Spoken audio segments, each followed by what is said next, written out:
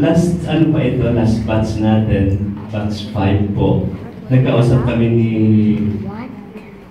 Richard.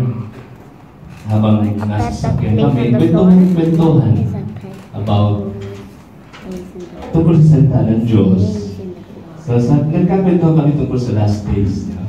Huling panahon na. Tapos, kwento-kwento na. Then he requested me, Pastor Jen, mayroon ka bang kaunting alam, marami, timeline tungkol sa last days. Sabi ko, mayroon akong kaunting alam.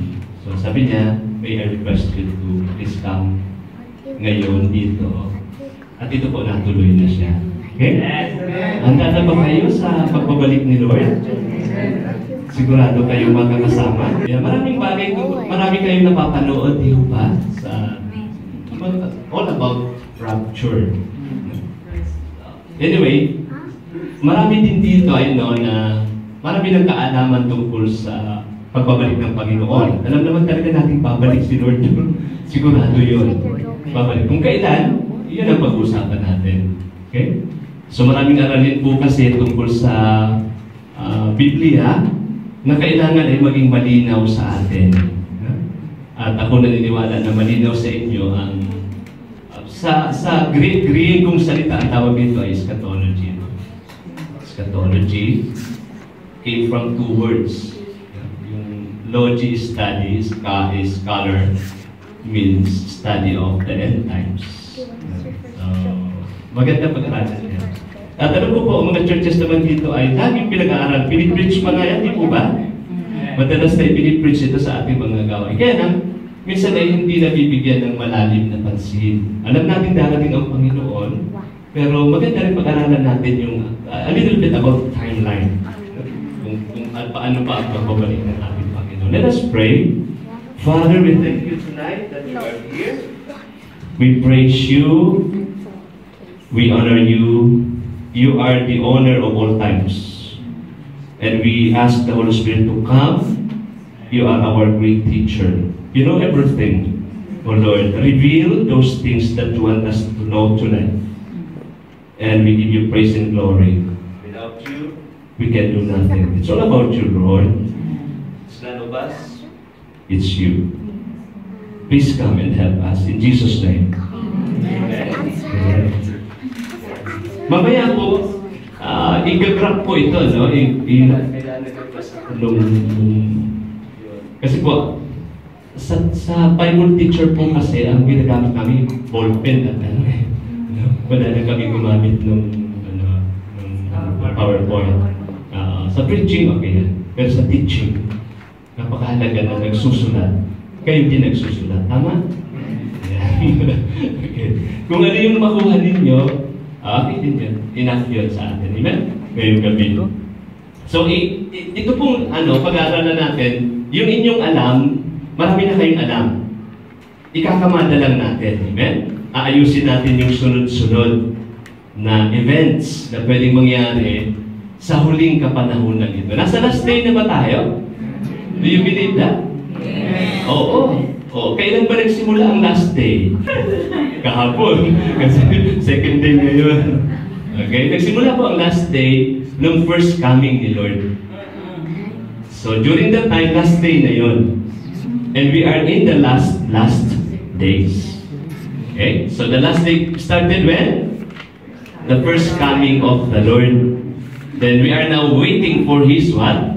Naghihintay na tayo sa Kanyang second coming. Kaya pag tinanong kayo, ito ituturo ko po sa inyo isang mga theology, no? Kasi kailangan lumanin tayo ang church sa doctrine all about theology. Pag sinabing theology, that's all about study of God, no? At ang eschatology po is a part of theology. So we need to have one common answer to doon sa a lot of questions na sa buhay natin. Kaya yung ituturo ko po sa inyo, sagot doon sa mga tanong. Okay? Sagot sa mga tanong, ano nga ba ang mangyayari sa mga huling panahon? At sa Christian community, yung ituturo ko sa inyo, yun yung sagot ng bawat Kristiyano. Sa buong mundo. Hindi lang dito sa Qatar, no po? Hindi lang ito. Kasi ito po ay inaral na ito ng maraming nagsipag-aral. Okay po? At ito na po yung napagkasundo. Ibig sabihin, ang Kristiyano kasi, kailangan meron siyang standard ng paniniwala. Kaya hindi yung, baka ganon, baka ganon, baka ganon. Pagka ganon po ang ating paniniwala, ang ating teolohiya, ang ating foundation will be weakened. Mahina siya. That is why we need to have a strong theological foundation so that whenever somebody asks us a question, we can answer them directly according to the Word of God. Amen? Ito po yun. Kung may idadagdag po kayo, pwede naman. Kung may tanong kayo, pwede rin. Huwag lang mahirap. Kasi pag mahirap, hindi ko masagot. But you are allowed to ask questions kung mayroon kayong hindi malinaw na narinig. Ano po? So what is eschatology all about? I-define muna natin siya. Okay? So ang eschatology is the study of the last things.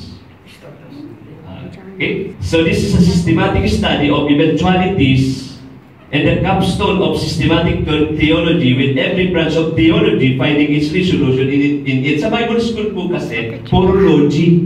No? Pneumatology. Ayan. Pag sinabi pneumatology, study of the Holy Spirit. Okay? Angelology, alam niyo yun. Okay? Ano pa? Soteriology. Ayan. Mga logies yan. Yan po yung, pag pumasok kayo ng Bible school, yun ang inyong maririnig. No? Kasi yun ang biblical concept in a Bible school. Kaya dito po, ang pinag-aaralan natin is all about eschatology. Ito na yung halos huling bahagi ng pag-aaral sa school. Kasi last days tungkol ito sa last day. So marami yan. No?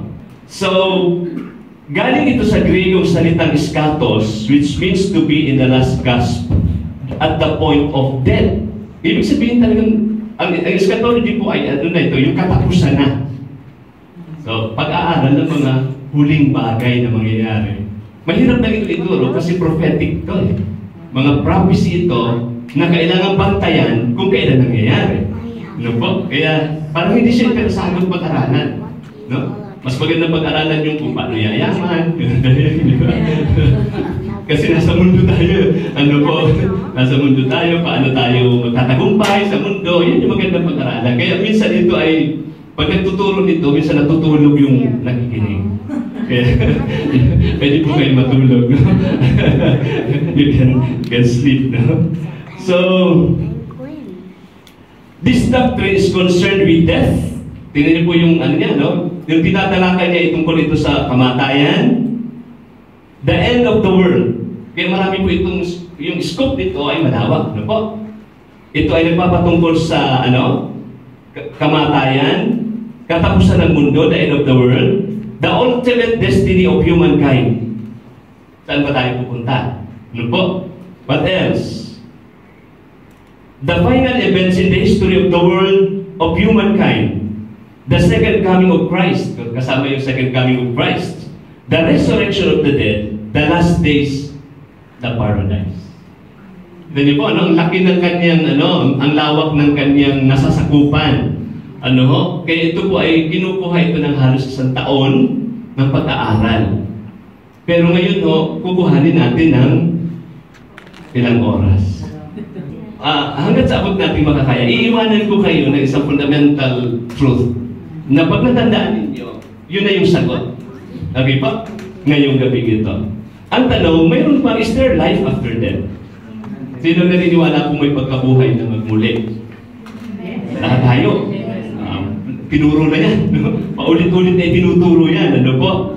So ano mangyayari pag is there life after death? The bodies of men after death return to what? Where? Saan bumabalik ang katawan ng tao? Okay, sa lupa, no? Genesis chapter 9 at chapter 3, verse Verse 19. Nagmula ka sa alabok at sa alabok ikaw ay babalik. Kaya bawal yung bawal yung yung cremation. Kasi kailangan ibalik sa lupa ang katawan.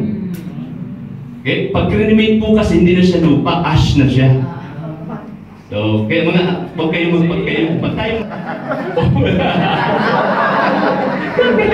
bakit po?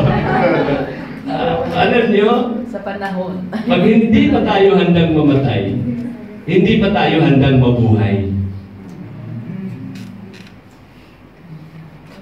Sinong gusto makita ng mukha ni Lord?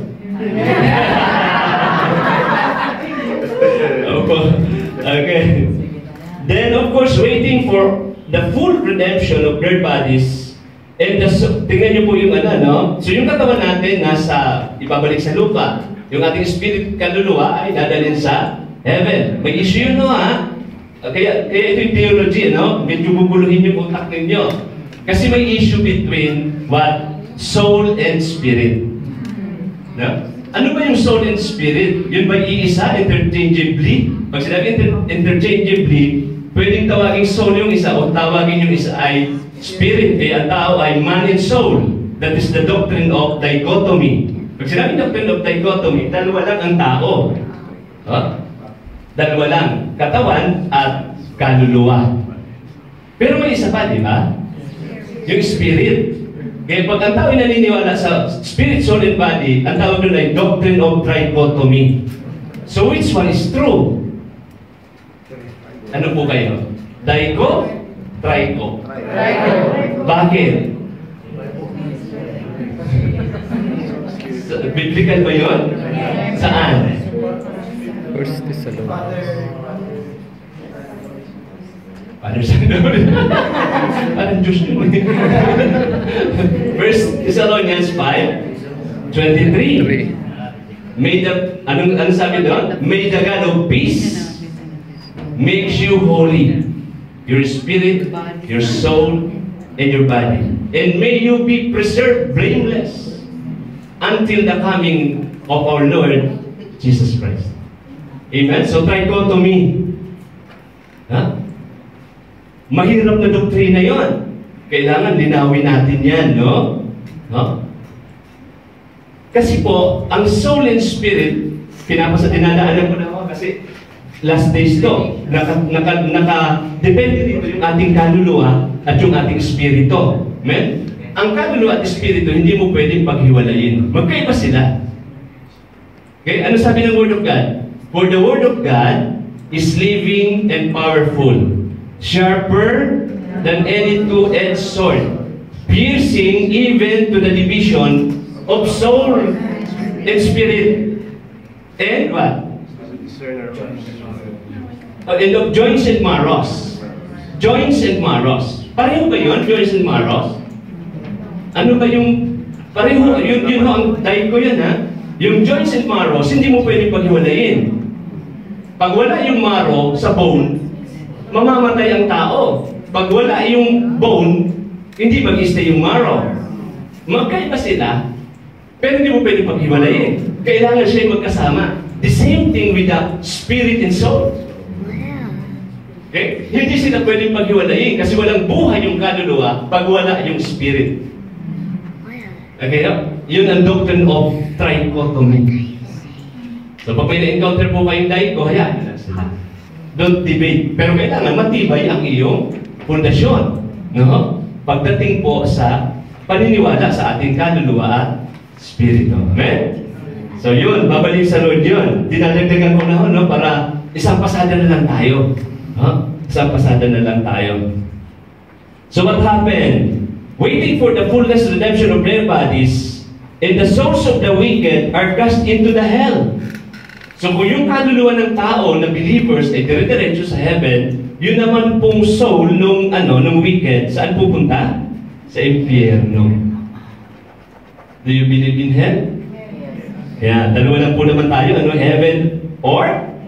Okay. Where they remain in torment and utter darkness, reserve the judgment of the great day. So hatulan sila, pero saan the moment na mamatay ang tao, saan pupunta yung yung kaluluwa niya? At espiritu, babalik sa Diyos. Kung believer, at righteous. Pero kung wicked, saan pupunta? Sa hell. So, nakakatakot yun. Tama po, isipin mo, pagkamatay ng tao. Amen? Totoo ba yun? Pagkamatay ng tao, punta na agad siya sa impyerno? Punta na siya sa langit? Anong text mo? Na ang tao nga ay pag namatay, ay diretso na sa heaven, diretso na sa hell.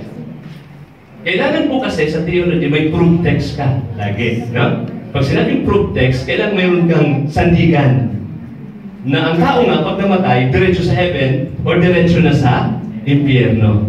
At ang isang ginagamit po dyan ay yung nung si Jesus ay nakapako sa krus.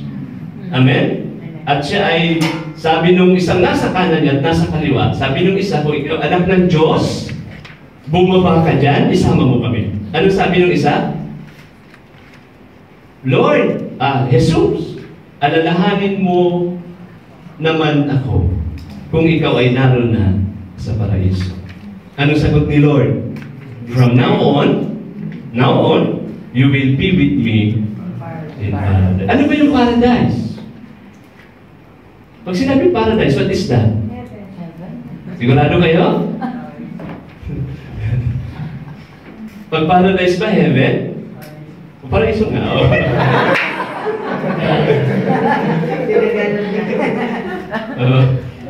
Oo. Di ba may paradise din sa lupa, yung Garden of Eden? Paraiso daw yun eh. Sabi nyo marami. So, yung kung binabanggit ni Jesus is surely paradise yun. 1 Corinthians 15. First is the 1 Corinthians, I think 2 Corinthians 12. Si Paul, sabi niya, dinala siya sa ikatlong langit. At ang ikatlong langit na yun, sabi niya, paradise. 2 Corinthians 12, 1-4. Okay? So, ibig pa lang sabihin, yung binabanggit na paraiso is what? Tama ba ako?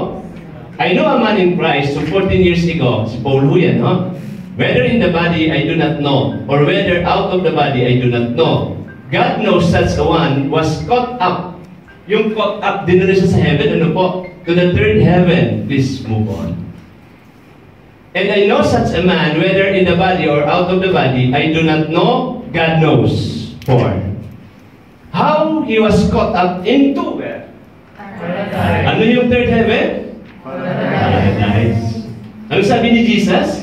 From now on, you will be with me in Paradise. Heaven.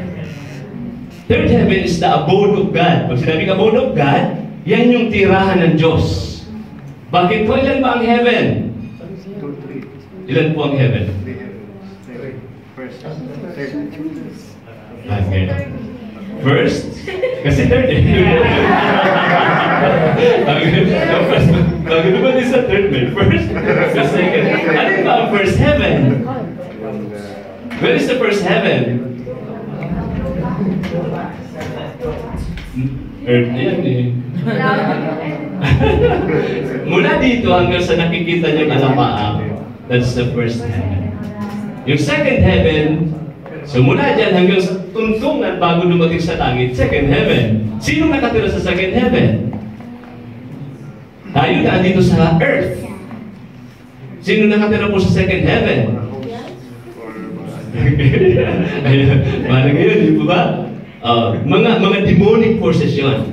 Okay? Andyan yung mga kampo ni Satanas. Tapos sa third heaven is the abode of God, which is paradise. Amen? Ang sarap siguro dyan, no? Sa paraiso. Okay po. Praise God. So, yun po yan, no? Yung pag namatay ang taong wicked, saan siya pupunta? Pupunta siya sa hell. Hell. Okay?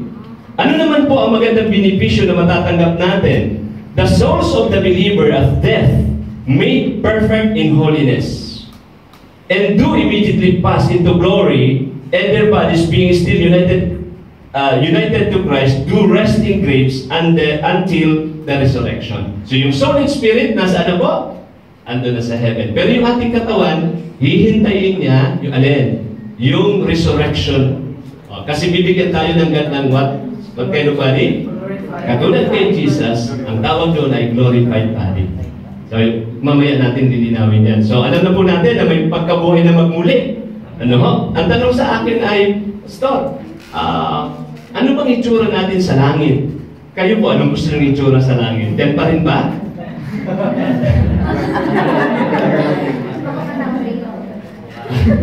Perfect. Sabi niya, new form. Perfect. Amen? So, ano kayang klase yun? May nagbiro nga, ano kung biro o totoo yun? Sabi niya, isipin ninyo yung pinakamagandang babae sa mundong ito at pinakapoging lalaki sa mundong ito.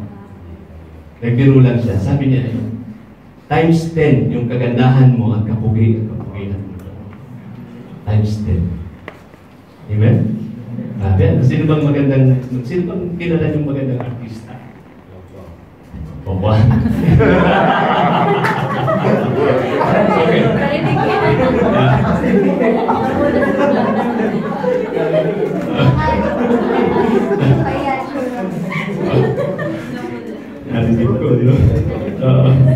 But anyway, just imagine that how beautiful, marvelous, wonderful you are in the perfectness of the living God. Amen? We are so holy. No? Wala nang kapintasan. Wala na. Ibang-iba na tayo. At tanong pa nung iba, magkakakilala pa ba tayo doon? Ang tanong, gusto mo bang kakilala pa yan? Kasama mo. Sa atin naman yun. Depende po yung paniniwala natin. Ano po? Basta benepisyo dyan, ang napakaganda po. Perfect na tayo. Dito sa lupa, there's no perfection. Jesus is perfect. Amen? But yung ating perfectness is progressive.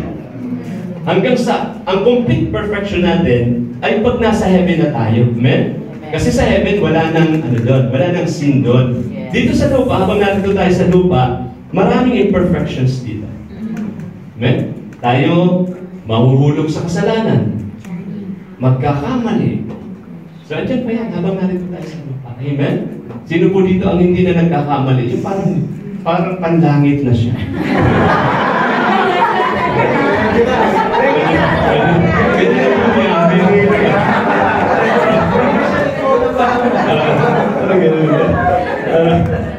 Hindi pa pwede dito.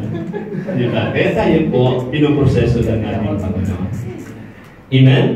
So, yun yung biyaya ng Diyos sa atin. That is why we need grace of God every day. So, ano po ang estado ng ating kaluluwa? Upon death, sabi ng 2 Corinthians 5:8, absent from the body, the Christian will be present with the Lord. So, absent, wala yung katawan dito. Pag namatay, nasaan siya? Ando na siya sa presensya ng Panginoon. But the unbeliever, upon death, will be cast into a place of fire and torment until the judgment day. Yung unbelievers at yung mga hindi kumikilala sa Panginoong Jesucristo, saan sila dadalhin? Sa place of torment. Anong ating biblical support dyan? Yung sa Luke chapter, what? Si Lazarus at saka sino yun? Okay, saan makikita yun po? Luke chapter 16, 23 and 24. No po? Yun ay state and a place. Pag sinabing state and a place, totoong lugar yun. Pag sinabing state, kalalagayan. Okay? State and a place. Yung Luke chapter 16. Anong meron doon? The souls of the departed are alive and fully conscious. Can see, feel, and think. Grabe, ano po? Buhay siya. Ano niya, no? Ayan, no? And being in torments and hate. Sino po yan? Yung mayaman. He lifted up his eyes and saw Abraham afar off, and Lazarus in his bosom. Then he cried out and said, Father Abraham, have mercy on me. So, kilala niya si Abraham. Hudyo siya. Bakit po? Tawag niya, Father Abraham, no? And send Lazarus that he may dip the tip of his finger in water and cool my tongue, for I am tormented in this flame. Isipin niyo po yun, matapos mamatay ang tao na hindi nakakilala kay Lord, andyan na siya. Tuloy natin. Kaunti pa po. Kaya hindi, paki-move pa ng isa pa. Yan. But Abraham said, Son, remember, anong tawag sa kanya ni Abraham? Son. No? Remember that in your lifetime, you receive your good things. And likewise, Lazarus evil things. But now, he is comforted and you are tormented. Then, please move on. And besides all this, between us and you, there is a great gulf fixed, so that those who want to pass from here to you cannot. nor can those from the dead pass to us. Tuloy. Then he said, I beg you therefore, Father, that you would send him to my father's house. Move on. For I have 5 brothers, that he may testify to them, lest they also come to this place of torment. Move on. Abraham said to him, they have Moses and the prophets. Let them hear them. Move on. And he said, no, Father Abraham, but if one goes to them from the dead, they will repent. But he said to him, if they do not hear Moses and the prophets, neither will they be persuaded though one rise from the dead. Grabe ano po? Ayan. Tapos na. Then he said to the disciples, it is impossible that no offense should come, but go to him through whom they do come. So yan po yung larawan na ang tao talaga pag namatay, hindi na siya gumagala ng 40 days. Hindi na rin siya bumabalik at naaamoy yung pabango. O kaya sasabihin, andun sa kusina si wala na po. A place in the state, ibig sabihin, permanent yun. Okay po? So, hindi ibig sabihin, mayaman yung mayaman, hindi ibig sabihin, lahat ng mayaman pupunta sa impyerno. Hindi naman ibig sabihin, lahat ng mahirap pupunta sa impyerno. Hindi yun. Hindi yun ang ibig sabihin yan. No? Ang ibig sabihin lang po niyan, ang tao, mayaman man o mahirap, dapat may tamang relasyon sa Diyos. Amen. Kay Kristo. Kasi hindi ho marami akong pera, pupunta ako sa impyerno. Maraming mayaman, pupunta sa langit. Hindi naman puro ako'y mahirap, pupunta ako sa langit. Hindi ho. Maraming mahirap, pupunta sa impyerno.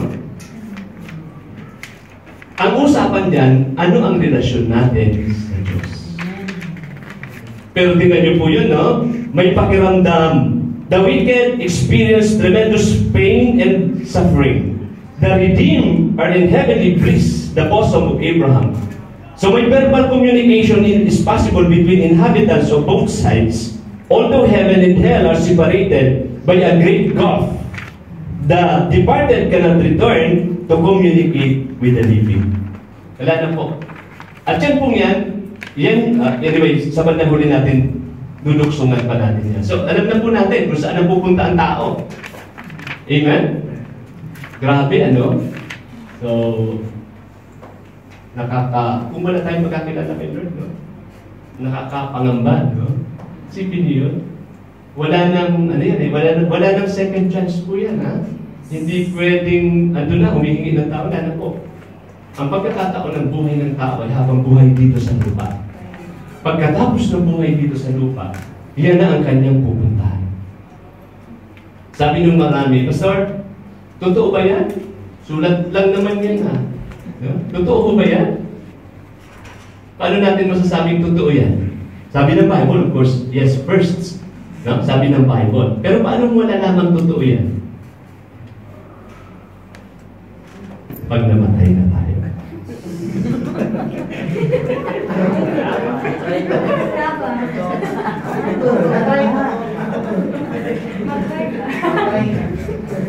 So, pag namatay tayo, walang impyerno, walang langit. May nawala ka sa'yo. Namuhay ka ng maayos sa lupa, namuhay ka ng may kabanalan, maayos, tinuwid mo yung iyong buhay. Namatay tayo. Wala namang palang impyerno. Wala namang palang langit. Nalugi ka ba? No. Hindi. Ay, paano kung meron? Luging-lugi ka. Hindi yan katulad ng sugal na bukas pwede kang bumawi. Talo ka ngayon, bukas pwede bumawi. Hindi ho. Dito walang bawian yan. So make it sure your life is in the Lord and we're doing the will of God. Minsan sumasablay. Amen? Wala bang sumasablay dito?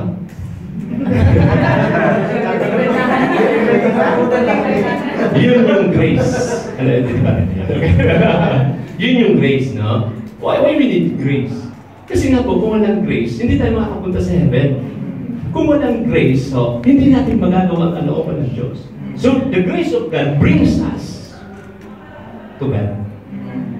But we need not to abuse grace. Amen? Amen. kailangan ingatan natin ang biyaya ng Diyos sa pamamagitan ng kanyang kagandahang loob sa atin. Okay po? So makita niyo nag-uusap, pero hindi na po makakaalis. Yun ang tawag doon ay eternal destiny. Saan ba pupunta ang tao? So ito po yan, hindi po, okay, may mga false doctrines kasi, ano po? Meron pong false doctrine. Sabi ng iba, pag namatay ang tao, natutulog lang. Soul sleeps. This view teaches that after death, man's soul becomes unconscious.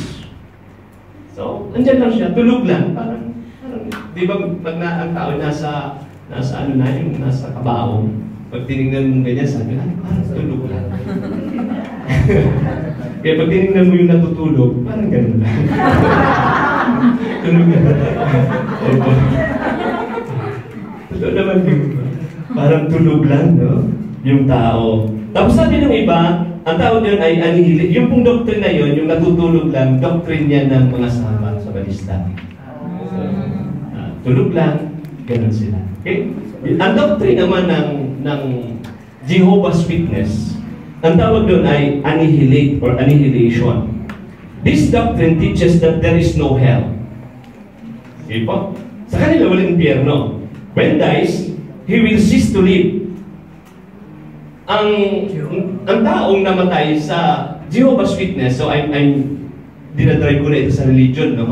Para alam niyo kung ano yung mga tinatayuan nila. Hindi para mag-debate sila, hindi rin para sila ay ibaba. Hindi po. Binubuksan lang natin kasi ito yung kanilang paniniwala na baka dumating sa pintuan ninyo at tumutok-tok sila. At maganda yung doktrina at sabi niya, wala namang impyerno eh. At napaniwala tayo, dangerous yun. So yun po ang paniniwala nila na yung balakyot, no? Ang tawag nila balakyot, yung wicked, annihilated. Yun ang kabayaran ng kanyang kasalanan. Yung righteous, mabubuhay. Sila yung titira sa paradise. Dito sa lupa. Kasi ang lupa po sa kanila ay paraiso. Okay? Kaya pag lumapit sa inyo yun, yun ang kanilang doctrine. Di ba magandang doctrine yun? Walang hell? Kaaya-aya, no? Katanggap-tanggap, no? Bakit si Charles Russell ay nagturo na Charles Russell is the founder of Jehovah's Witnesses? Bakit siya nagturo na walang impyerno? Kasi natakot siya sa impyerno. Charles Russell, ang kanyang foundation is Methodist. Methodista yan eh. Kaya ang Methodista nung pala ang turo tungkol sa impyerno. So natakot siya. He got out of that group and he founded the Jehovah's Witnesses and he taught there is no hell. Kaya doon po nagsimula ang doctrine ng Jehovah's Witnesses. Right? Walang impyerno. Pero hindi totoo yun. Ano po? Hindi totoo yun. Then, yun naman paniniwala ng ating mga minamahal na kaibigan sa Roman Catholicism, yung purgatory. Tingnan nyo ha? Destiny kasi ang pinag-usapan, no? Ano yung purgatory? This view teaches that those who die without being cleansed of venial sins will remain for some time in purgatory to be purified before they can enter heaven. So may purgatory. Magandang doktrina din yun. Bakit po? Kahit may second chance yun eh. Tama? Pag namatay ka dito sa lupa, hindi ka nagsisi. Nagpatuloy ka sa kasalanan. O so pag namatay ka, bago ka pumunta, hindi ka pupunta agad ng heaven, pupunta ka muna sa purgatory. Anong gagawin sa'yo doon? Pupurgahin ka doon. Ibig sabihin, nilinisin. Hindi ka pinupurgahin. Yan ang ibig sabihin ng purgatory. Paano siya nilinisin doon sa mga dalawang kasalanan ha? Mortal sins, venial sins. Okay. Paano siya nilinisin doon? Paano siya makakaalis sa purgatory? Anong gagawin sa kanya? 40 days of prayer. Ilan araw po? 40 days. Sigurado ba kayo na 40 days wala na siya doon? Who can say? That's the danger of that doctrine. Kaya pag naalala, isang taon na, hukasan na ng tawag doon? Anong tawag? Bawang sana, o punta ka sa simbahan ha? Pag-pray mo ito. Isang taon na po yun ha? Nasa purgatory pa rin. Yung kapatid pong si Felix Manalo, parang gano'n. kaibigan natin, ay pinagdadasal po namin na makaalis na siya sa purgatory. 1 year na doon. 40 days, lumagpas, no? 5 taon na alala ulit. Punta ulit si Mama. Bigay ulit ng indulgence. Okay? Papray ulit natin si Binoong Felix. 5 taon na, andun pa sa... Kala mo ba 40 days na wala na siya doon? That's a danger of that doctrine. Purgatory has no assurance. Ang tanong dyan lagi, kailan makakaalis yung kaluluwa doon? At paano nyo malalaman yan? Nasa langit na siya. Kasi po, alam niyo, natuturo ko sa LSPU, doon sa isang school po doon, ang dami ko natuturo, iba-ibang religion sila. No? Iba-ibang teolohiya ng buhay. So yun ang laging tinatanong ko doon sa mga kaibigan. Yung doktrina pong purgatory, prove to us na wala na siya ron. Kailan siya makakaalis doon? Okay? So, hindi po siya, very weak. No? Kaya, alam nyo, yung doktrinang yan ay nag-iinganyo doon sa mga tao na mamuhay ka sa gusto mong buhay. Kasi may purgatorio naman. But the danger there is what? We do not know when will that person get out of that place. So, hindi siya strong. Nakakatakot na doktrina. At naging doktrina lang po yan because of indulgence. Ginawang hanap buhay yan eh. Okay? Di po ba hanap buhay? Noong mga panahon na lang nyo, pinagpipray nga ng mga pari na maraming mamatay, no? Para maraming... Totoo po yun, ha? I'm not kidding. No? Totoo yun. Kasi, ano yan eh, well, anyway, practice nila yun. Let them have it. Inaalam lang ho natin, no? Yung mga doktrina, kasi ang pinag-uusapan natin is eternal destiny ng kaluluwa. At bahagi po ito ng eschatology. Okay po, ano ba ang pupuntahan ng tao? Okay po, so yun yung mga false teachings and doctrines na naandito sa mundo. Nagtuturo po sila, very strong to, malalaking grupo ito. Jehovah's Witnesses are big group. Sabbathista is also a big group. And Roman Catholic is a dominant religion all over the world. Around 2.7 billion. Pero may doctrine sila. Saan sila pupunta? Question. Saan pupunta itong mga tao ito?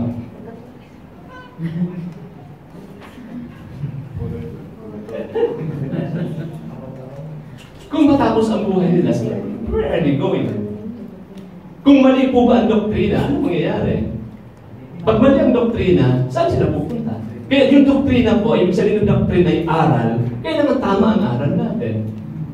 At ang tamang aral, kailangan tamang buhay. Wrong doctrine leads to wrong life. Right doctrine leads to right living. Tama po? Kaya kung tama ang ating buhay, tama ang ating doktrina, kailangan tama ang buhay natin. Kasi po, pag tama yung doktrina, mali ang buhay, out of context. Yung buhay niya. Okay po? Pero ako naniniwala, tama, tingnan mo yung katabi mo. Tama yan. Tama ang buhay. Okay. So, are you hearing? Amen. That the Bible, that the believer goes immediately to heaven after death. So yan po yung having been eternally purged by the blood of Jesus, Jesus paid all. Hindi installment, yung bayad ni Lord. Hindi hulugan, amen? Nagkasala ko ba yan mo kaunti? Hindi po. Yung pagbabayad ni Jesus sa ating mga kasalanan, paid it all. No second or no installment payments. Yung bayad niya, buo. Yung kasalanan natin, buo niyang binayaran. Alin pong kasalanan yon? Kasalanan natin noon. Kasalanan natin ngayon. Yung bukas. Bayad na rin? Amen. Kasalanan noon, kasalanan ngayon, at kasalanan bukas. Bayad na rin. Kaya huwag naman nating, huwag nating sundan yung turo ng hyper grace. Extreme grace. na dahil bayad na yung kasalanan, pwede na tayong magpatuloy sa kasalanan. Hindi totoo yun, no? Because grace will bring you into a right living. Hindi sa pamumuhay po ng hindi matuwid sa harapan ng Panginoon. Amen? Pero bayad na. Magkakasala ba tayo bukas? Sinong hindi magkakasala bukas? Masarap nun. Hindi po ba? Totoo yan, no? Yung maghapon lang na hindi ka nag-isip ng kung ano-ano, naingatan natin yung sarili natin. Amen? Pwede kaya yun? Pwede kaya hindi magkasala? Pwede magkatabi? Pwede mo hindi magkasala? Talagang magkasala. Habang ano? Sino lang hindi nagkasala?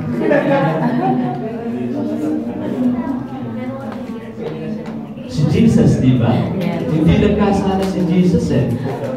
Pero pwede ba siya magkasala?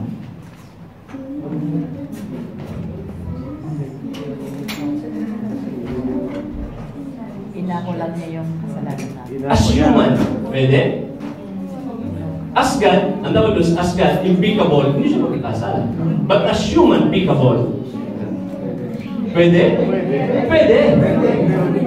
Pwede. Pero hindi niya ginawa. Kasi human siya. Amen? Kaya lang, hindi talaga siya magkakasala. Kasi walang nananalaytay na kasalanan sa kanya. Tayo po, magkakasala tayo. Kasi yung kasalanan dyan sa dugo natin, amen? Si Jesus, wala siyang anumang uri ng kasalanan when He was human. Amen? Nung ako'y, dito yan eh, di ko na ikukwento kung sino yung kausap ko. Kasakay kami sa sasakyan, sabi niya, Pastor, parang mentoring sa sasakyan. Sabi niya, si Jesus, no, walang dugo ni Joseph, pero may dugo siya ni Mary. Tama? Hindi naman. Kasi dinala siya ni Mary. Nilagay siya ng Holy Spirit sa tiyan ni Mary. So, kaninong dugo ang dumalo sa kanya?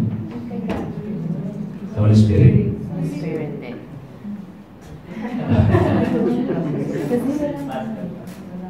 Pas, no?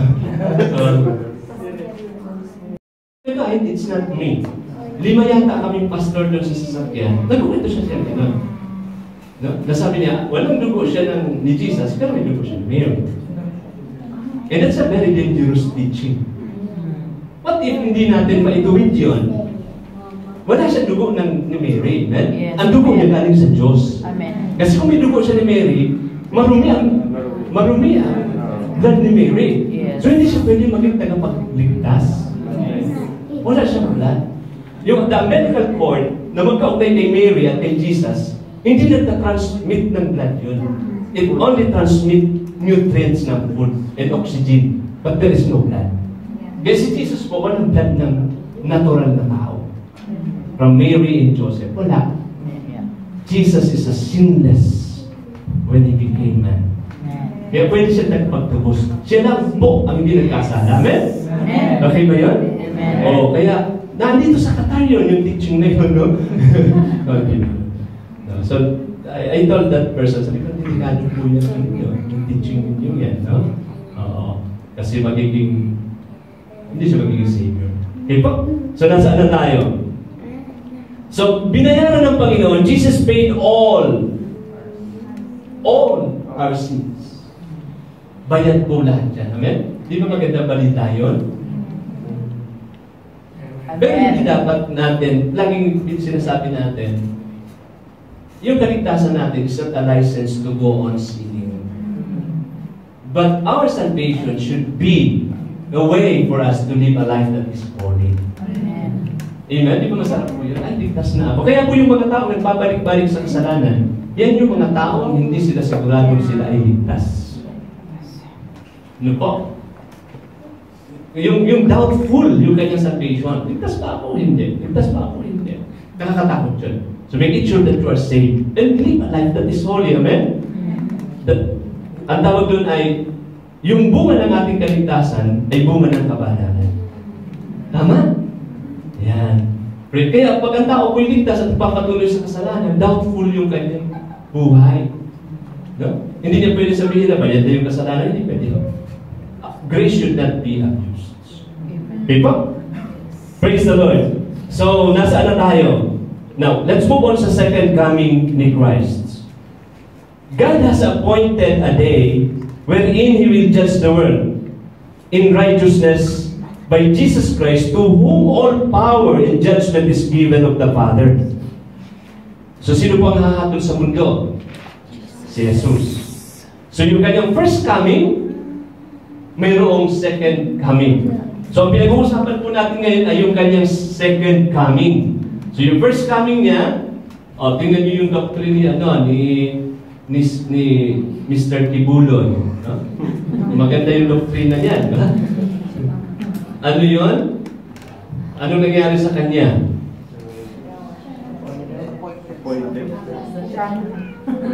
Oo. How did it happen? Bakit nagkaganon? Kasi nag-prophesy si Mr. Kibuloy, nababalik na si Jesus sa Mindanao, doon sa New Jerusalem. In-announce niya yun. Di ba? Pinipro sa TV yan eh. Prophetically, nag-prophesy siya. Ay, hindi nangyari. So, ang sabi niya, hindi bumalik si Lord doon sa sa kingdom sa New Jerusalem. Pumasok siya sa akin.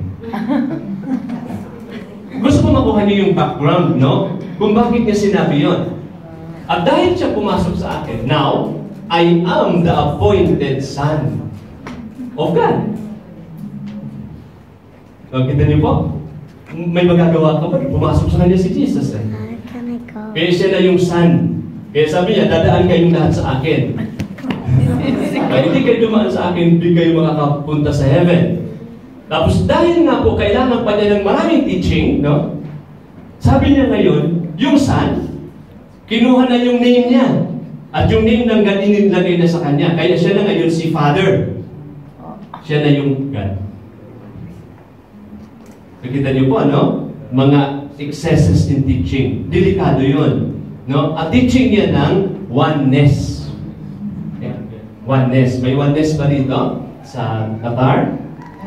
O mayroon. Yung mga kasama po ni Mr. Kibuloy, yung Jesus Miracle Crusade, yung kay Sir Almeida, mga oneness yan. Father is Jesus, Jesus is Father. Okay? Anong pangalan ng Ama? Jesus. Anong pangalan ni Jesus? Jesus. Okay po, oneness yun, no? Sa delikadong doktrina din yan na mayroon. Now, what else?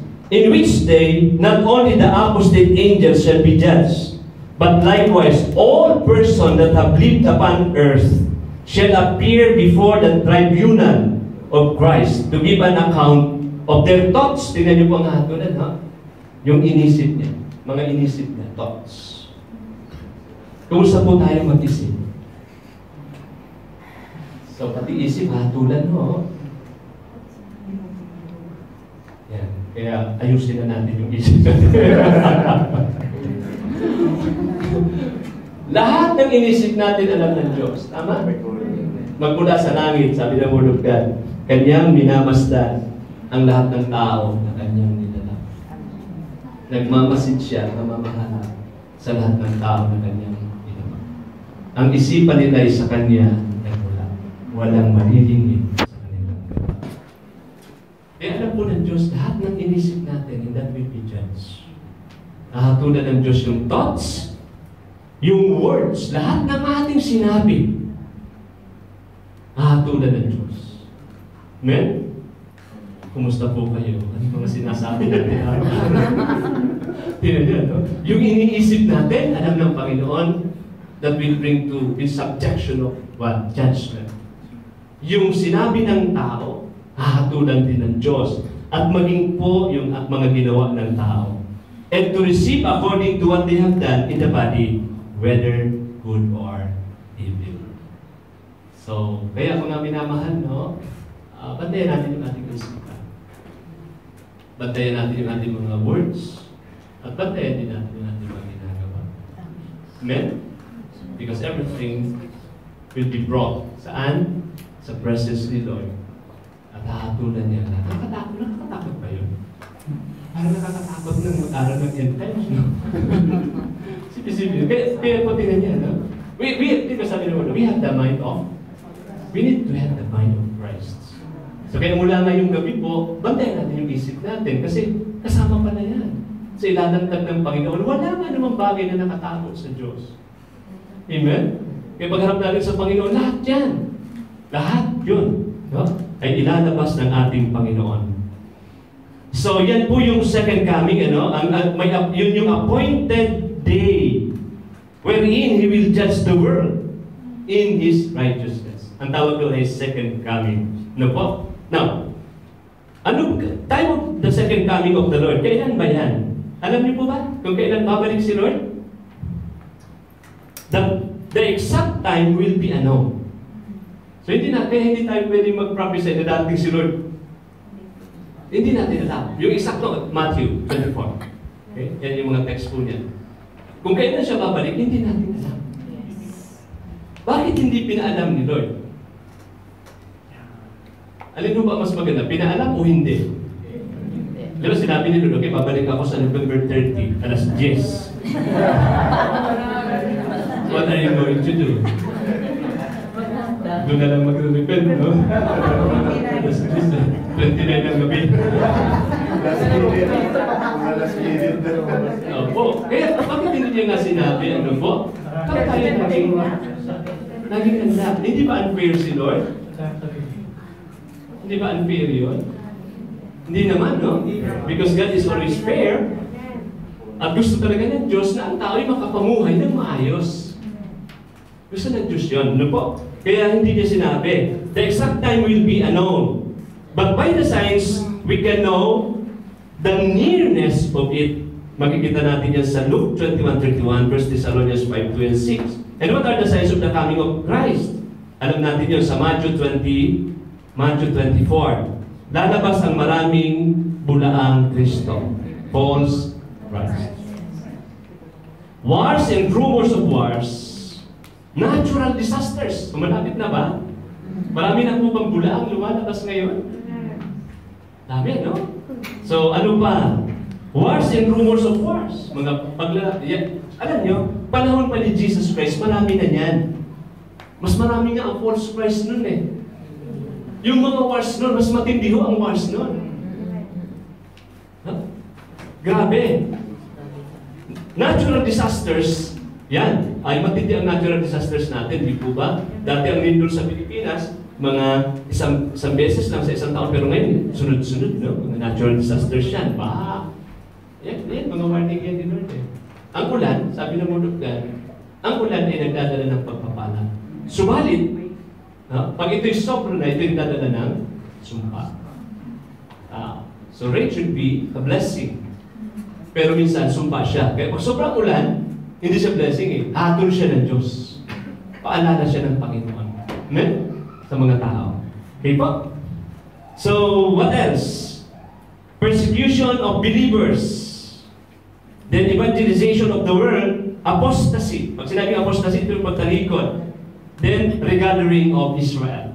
Yan yung mga signs, no? Nangyayari na po ba? Oo. Halos nangyayari na eh. So, nasaan na tayo? Nasaan na po tayo? Last of the last days, no? At sabi doon, nasa ano na tayo eh? Labor, yung parang nanay ng mga anak. Nagli-labor. Sinong nanay ditong nanganak? Gaano kasakit ba yung nagli-labor? Hindi mo ma-imagine. Cannot imagine. So ganun po ang nangyayari kung ganyan na ang pakiramdam ng buong daigdig. Ibig sabihin may panganganak na. Okay? Matthew 24. No? Pag ganun na kasakit, ibig sabihin, grabe na ang nangyayari sa buong daigdig. Ito na yun. Kinaumagahan, ipanganganak na. We do not know when will that be. But sure enough, malapit nang dumating si Lord. Amen? Malapit na siyang dumating. Kung kailan yun, kayo po, pinag-uusapan niyo ba sa church yan? Kaya napakahalaga na ang mga anak ng Diyos handa araw-araw. Amen? Okay. May maiiwanan pang born again? So mamaya pag-usapan natin yun. No? Talagay ko naman, hindi maiiwanan yung katabi mo, no? So, signs of the coming of Christ. Now, manner of His coming. Paano po siya babalik? Personal, physical coming. Acts 1:11. Pagkitingnan ko nga na, Acts 1:11. Tingnan niyo po ano? Na malinaw po yun, no? Dun sa pag-ascend niya sa heaven. Ayan. Who also said, Men of Galilee, why do you stand gazing, yung angel yan, up into heaven? The same Jesus who was taken up from you into heaven will so come in like manner as you saw Him go into heaven. So kung paano po siya umakyat, ganoon din siya bababa. Literal eyes, makikita siya ng mata ng tao. From heaven, pababa siya. Grabe, ano?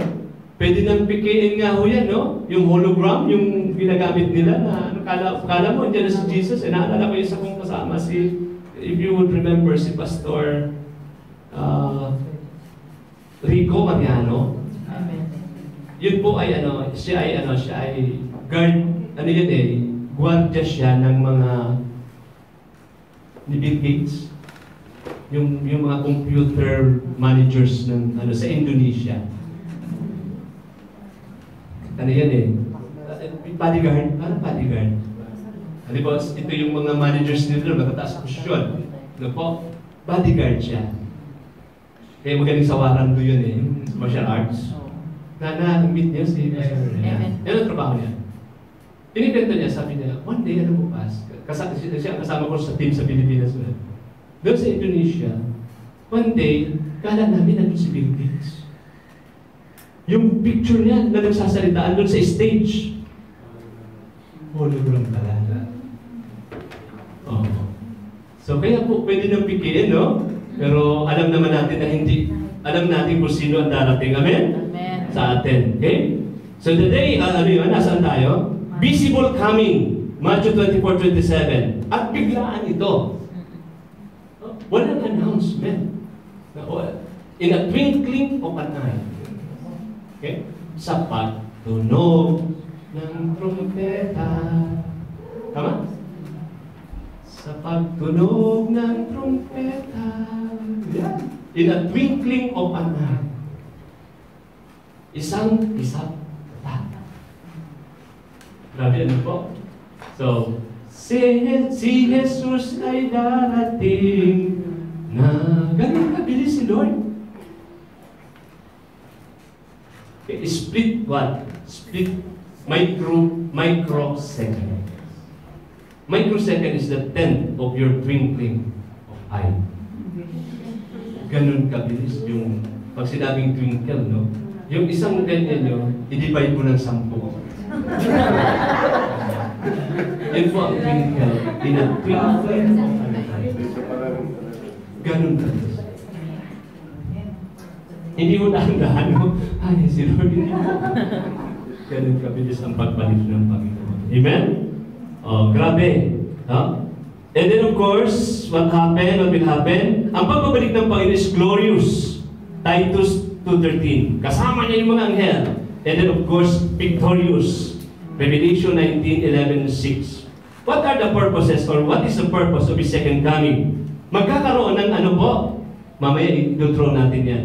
Itong sinasabi ko sa inyo po, i-drawing natin ito into a timeline. Simpleng ano po. Okay? Anong meron? Sa pagbabalik ng Panginoon, mayroong Bema Judgment Seat of Christ. Ano yung Bema? Yan po yung reward of the redeemed. So tayong mga mananampalataya, haharap din tayo kay Lord. Hahatulan din tayo. Ang tawag po doon ay Bema Judgment. Anong tatanggapin natin? Rewards. 2 Corinthians 5:10.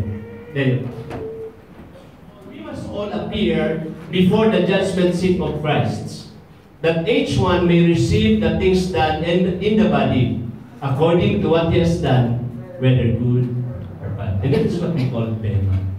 Diyan na yun po yung rewarding. No? Ilan pa ang rewards na pinag-aralan natin? There are 5 crowns. So, yan yung sa Bema Judgment, diyan natin malalaman kung ikaw ay mayroong crown in heaven. Anong gagawin? Awarding yan. Oo, awards night. So, harap din tayo kay Lord. Pero hindi para hatulan, kundi para bigyan ng reward. Anong gagawin mo sa reward? Kasi sa heaven may worship. The 4 and 20 elders. Anong sunod?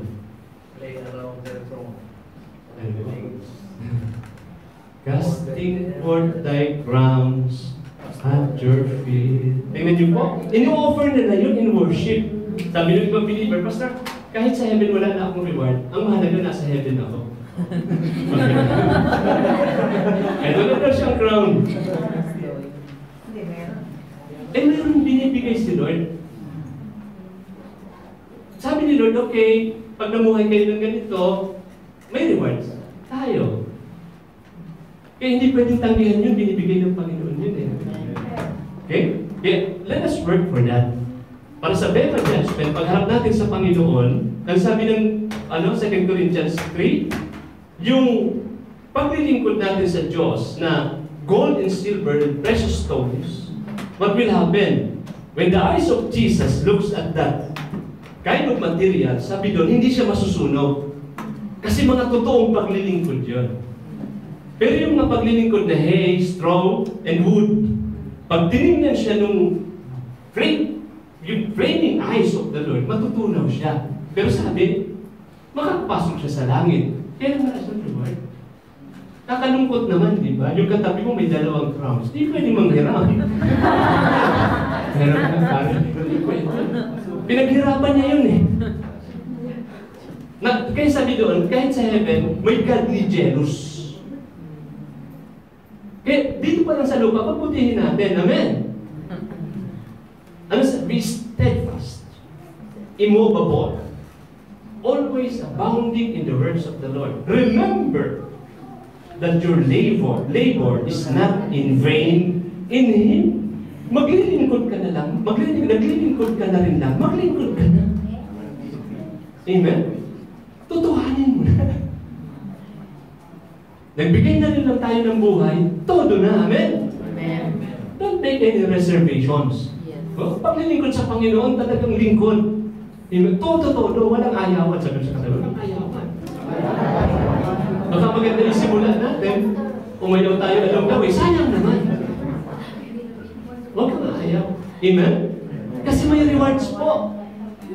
Would you compare, dito sa lupa, ilang taon lang tayo mabubuhay, no? Ay doon po, eternity yun.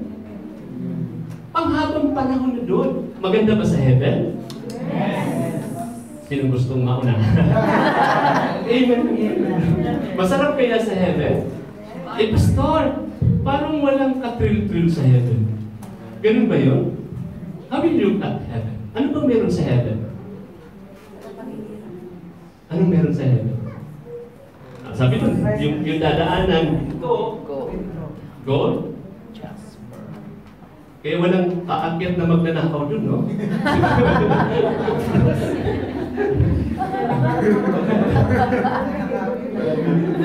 Ano ba? Diamond, yung mga doors. Yung mga precious stones na hindi mo nakikita dito sa mundo, ano sa heaven? And the beautiful thing there in heaven is you will see the hue of God. The hue that is the color of the Lord, changing moment by moment. Though in heaven, sa heaven po kasi wala ng time. No? For eternity yun. No? Ang makikita natin doon, yung beauty ng Panginoon. That in every angle, iba ang ganda ng Panginoon. Kaya po, non-stop ang worship doon. Non-stop ang praise niya doon. Kasi pagtingin mo sa angle na ito kakanda si Lord. Pagtingin mo rin, you will always be looking and always amazed in the Lord. Wala nang day eh.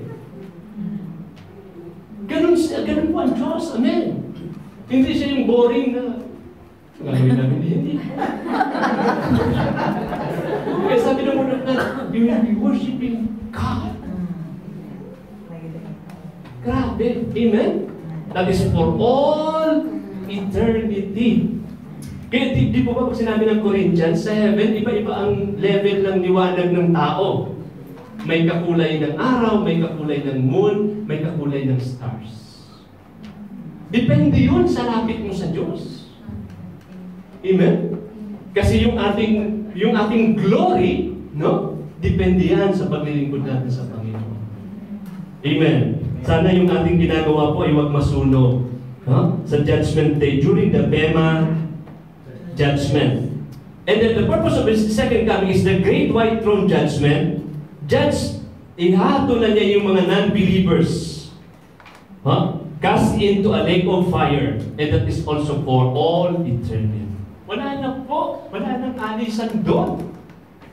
Huwag kayong maniwala doon sa TV, no? Pinakikita na si Satanas may hawak na tinidor. Tinidor niya yung tao at may latigo. Hindi po. Ang impyerno para sa demonyo. Hindi siya bida ron. Hindi po. Siya po ang tinotorment doon. Amen? Siya yung pinahihirapan doon day and night. Hindi siya yung magpapahirap sa tao. Hindi po. That's misleading yun. Misleading yun na nakakatakot, di ba? Kasi Satan may buntot, may ano, kung ano nung ginagawa niya sa tao. Hindi po. Siya yung tormented yan. Makakasama lang niya yung ayaw kumilala kay Kristo. But heaven and hell is for the demonic force. Hindi yun intended sa tao. Kay Satanas lang yun. Amen? Kaya nga ang Diyos hindi tumitigil eh. Binigay na niya yung kanyang buhay po para walang mapunta sa hell. Gusto niya lahat ng tao mapunta sa heaven. Yes. Amen? Gusto ni Lord yun.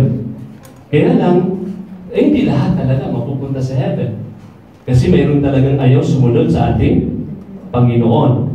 So, pagkatapos ng second coming, yung Great Tribulation, ano yung Great Tribulation? The day of the Lord, the great day of wrath, the hour of His judgment, the end of the world, the tribulation. Yung tribulation, ano yun? Yung, ilalagay natin sa timeline mo maya-maya. Ano po? And pagkatapos ng tribulation, rapture. Nakita niyo po yung timeline ng pag-aaral natin? Ano yun? Yung una ay pinag-aralan natin yung ano po? May buhay pa, is there life after death? Okay? Pagkatapos noon ay yung katatayuan ng kaluluwa. Pagkatapos po noon ay yung pagbabalik ng Panginoon. Ang manner ng time of second coming, signs of the second coming of Christ. Mahalaga po yan, no? Na pinag-aaralan talaga yung mga signs. Balikan lang natin sa magdali. Sa intercessory ho, pinag-aaralan ng mabuti yan eh.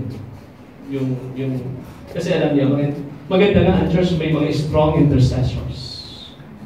Because the Lord will reveal His precious, na mga mensahe doon sa marunong makinig. Hindi niya ibibigay yan sa pangkaraniwang believer na. Kasi po, yung mahalagang bagay, lalo na yung ito sa last days, kailan na naririnig ng tao yan. May nakakatanggap ng mga mensahe ng Panginoon. All about the last days. That is why we would like to encourage each church na magkaroon ng mga intercessors. Because the intercessors intercept yung mga sinasabi ng Lord. At siya yung parang propeta sa church. Ito yung kasi pag wala pong intercessors sa church, ng mga prophetic utterances, delikado ang church. Natutulog ang church eh. No po? Delikado. Ang tao tuloy-tuloy lang sa kanyang ano. Pero pag may mga warnings na naririnig sa loob, kahit sa church po ba ninyo, may mga propeta ka? Yung bang nag-worship tayo, pagkatapos ng worship, and then that prophet will say, "Thus saith the Lord." Meron pa ba? O wala nang naririnig na gano'n sa church. Dangerous po yun, no? Because the gift should be exercised inside the church. The prophets always keep warning. No po? In preparation for the second coming. So that we'll not be caught surprise. Hindi na tayo masusurpresa po. Kasi alam natin na babalik ang Panginoon. Hindi na natin alam kung kailan yun. Revealed ho eh. Everything is revealed by God.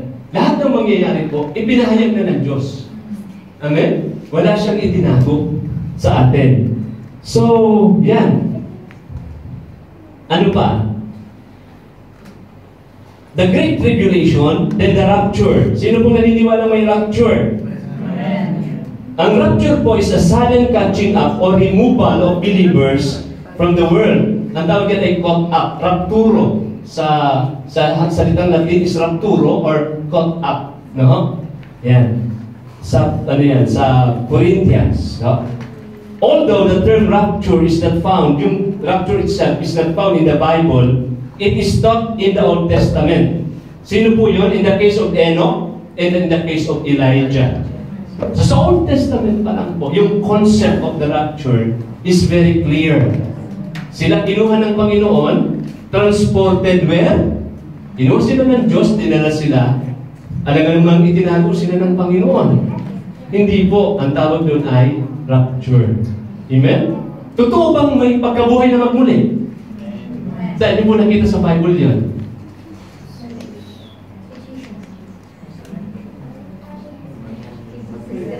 Mayroon ba sa Bible na nagpakita na talagang may eternal life?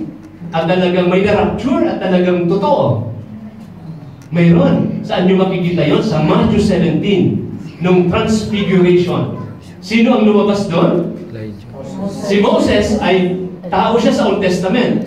Si Elijah ay tao sa Old Testament. Nung bumaba sila, that's the proof na mayroon ngang eternal life. Amen? Sila ang nagpatotoo na may na-rapture at mayroong buhay. Amen? May buhay na walang hanggan. So, yun po yung rapture. Although the term rapture, pero makikita natin siya sa Old Testament, sa Genesis 5:24, 2 Kings chapter 2 verse 11. And of course, sa New Testament, makikita natin yan sa 1 Corinthians 15, 51 to 53, 1 Thessalonians chapter 4, verses 13 to 18. The concept of rapture.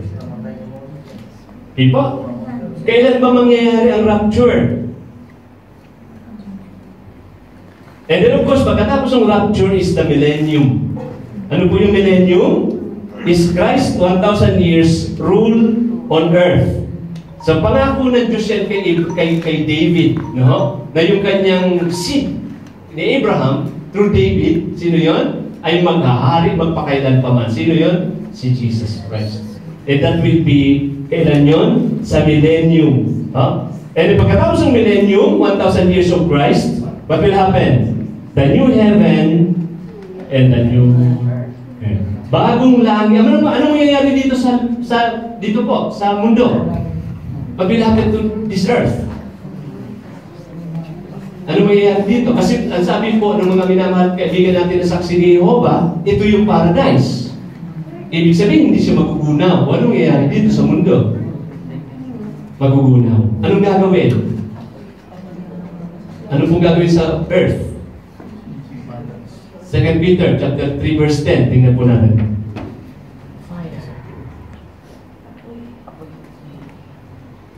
And yeah. But the day of the Lord, yan po yung yun yung judgment. But the day of the Lord will come as a thief. Ano yan? Thief in the night. Ano ba yung thief in the night? Magnanakaw. Oh, walang announcement. Pero nung magnanakaw na, punta ko mamaya. Hindi siya robber. Thief in the night. So, yun. What will happen? In which the heavens will pass away with a great noise, and the elements will melt with fervent heat. Both the earth and the works that are in it will be burned up. Tutunawin po ang mundo. Bakit? The only way to cleanse the earth is by fire. Kaya, anong titirahan sa mundo ito? Anong mangyayari sa kung anong meron tayo? Lahat matutunaw mo, susunugin, no? Grabe, oh. And then of course, pagkatapos noon, ano po mangyayari? The new heaven and the new earth. Then, the glorified church return to where? To paradise. Magiging paraiso yan. yung new heaven and the new earth is called paradise. Ilagay natin sa timeline. Para maintindihan natin, kuha niyo po ba yung rapture? Ano bang ating tinatayuan?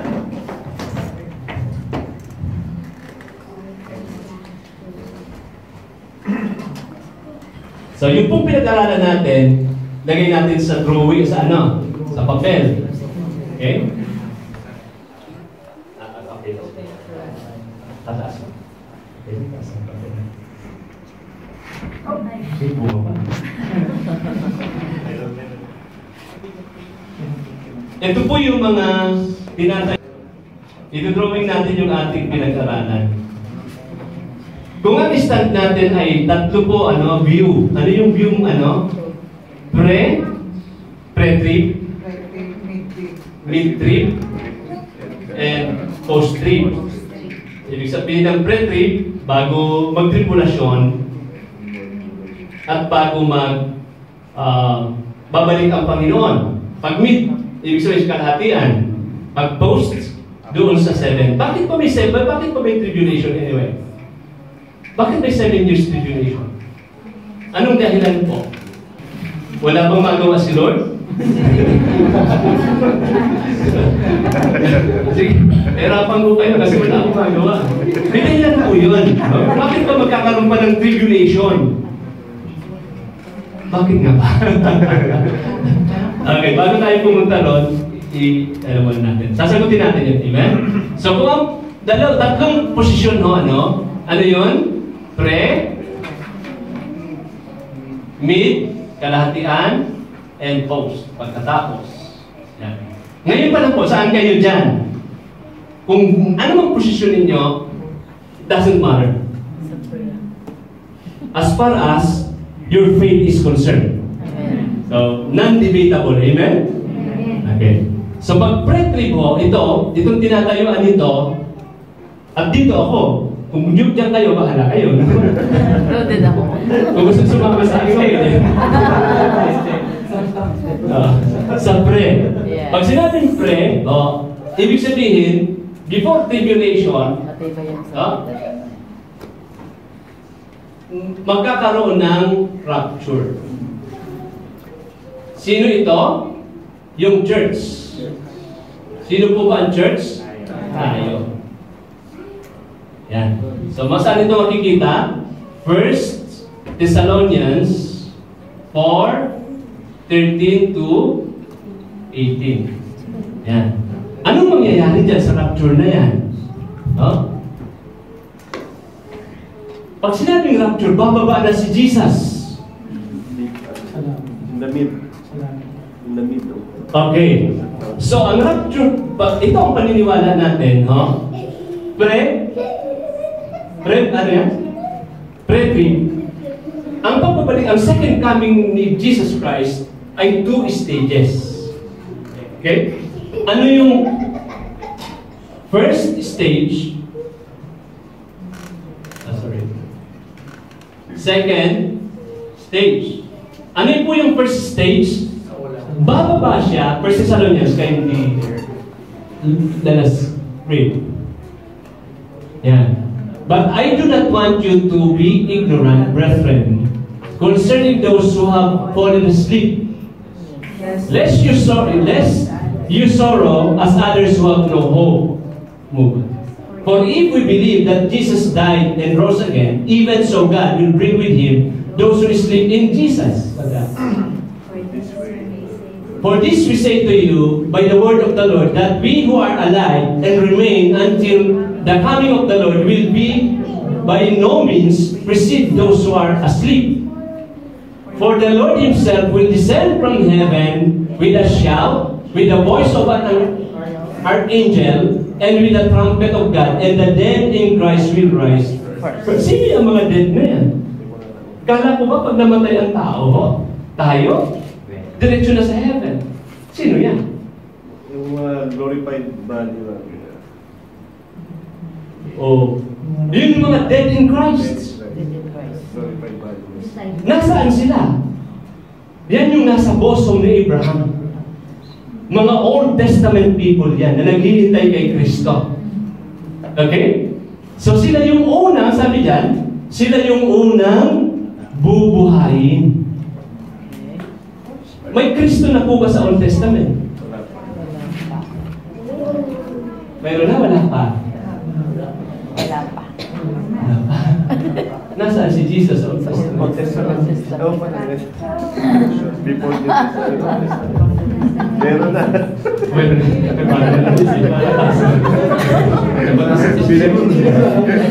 Bawi. Si Jesus ba nasa Old Testament na?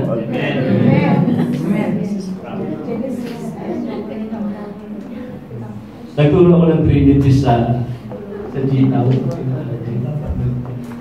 Pagbaba ako doon, sabi nung may Trinity na ba sa Old Testament? Saan doon? Genesis. Genesis 3? Creation.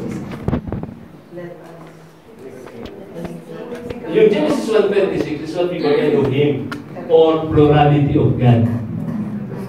Ibig sabihin may Diyos, singular, pero plural.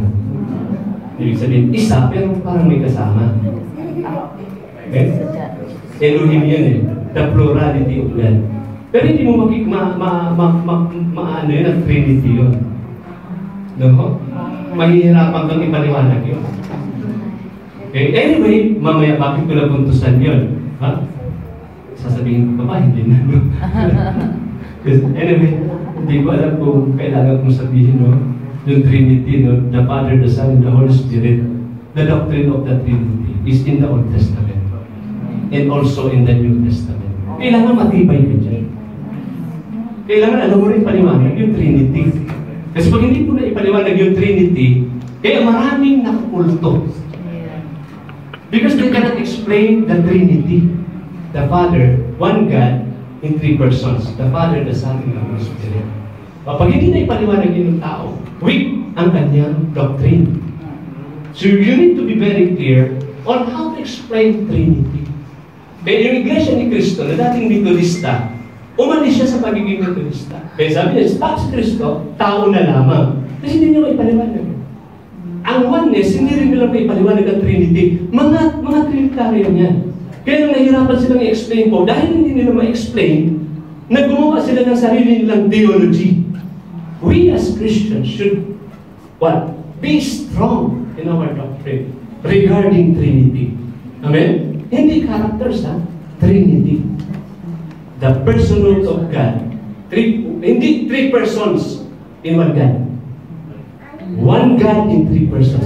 Look at that, ha? Very dangerous po yung teaching na yun, ha? Yung three persons in one God. Jesus is God. The Holy Spirit is God. Tama? Father is God. Anong sabi diyan? Naging isa. Hindi ho. Hindi ganyan doktrina. Isang Diyos. Huwag mong babaguhin yun. Sa tatlong persona. Very dangerous itong teaching ito. Sipin mo tatlong Diyos na naging isa. Hindi pwede. Ang Buddhismo mayroong ganyan. So our doctrine is one God. No Israel. That there is one Lord, one God. And that is what we call the law of the first mention. But progressively, God reveals Himself into three distinct persons. The Father, the Son, and the Holy Spirit. But you should always start at one.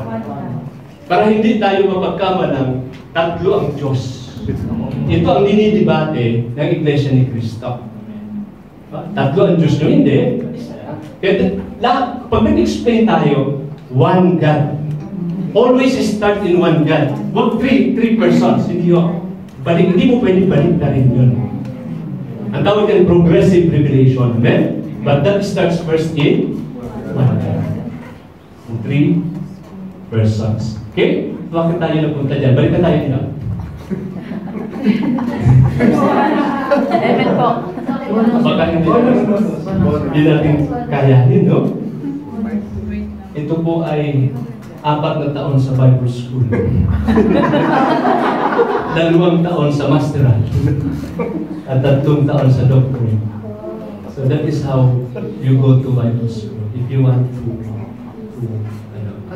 ano lang naman po yan, pinakamata lang po. So, yan po. Pre-trib to, ito yung paniniwala ng pre-trib. So, babalik si Lord ng first stage niya, sa second coming niya, second coming, dalawang stages. Ang first stage po ay ito. Bababa siya sa alapaap, pero hindi siya tutungtong sa lupa. Sasalubungin niya sino po? Yung mga nangamatay. Na naunang namatay. Sino-sino po yan? Yan yung mga Old Testament people. May Kristo na ba ron? Mayroon na. Bakit po nangyari may Kristo na? Yung paghahandog nila ng dugo, naghihintay sila sa kaligtasan ni Kristo. That typifies Jesus.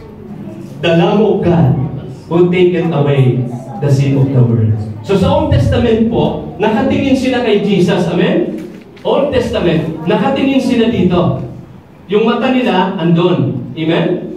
Nakatingin sila kay Jesus na mamamatay para sa kanila. Kaya po, pag naghahandog sila ng animals, ibig sabihin, kinikilala nila yung Savior. Kaya pag namatay sila, saan sila pupunta? Sa bosom of Abraham. These are the Old Testament people during the time of Noah, during the time of the generations na naandun. Okay po? So, okay. Ano mangyayari po? Kukunin yung mga saints. Okay? Pagkatapos kuhanin ang mga saints, ano mangyayari po? Doon lang ngayon, kasi po, ang tribulation, hindi sa atin yan. Ang tribulation is intended for Israelites.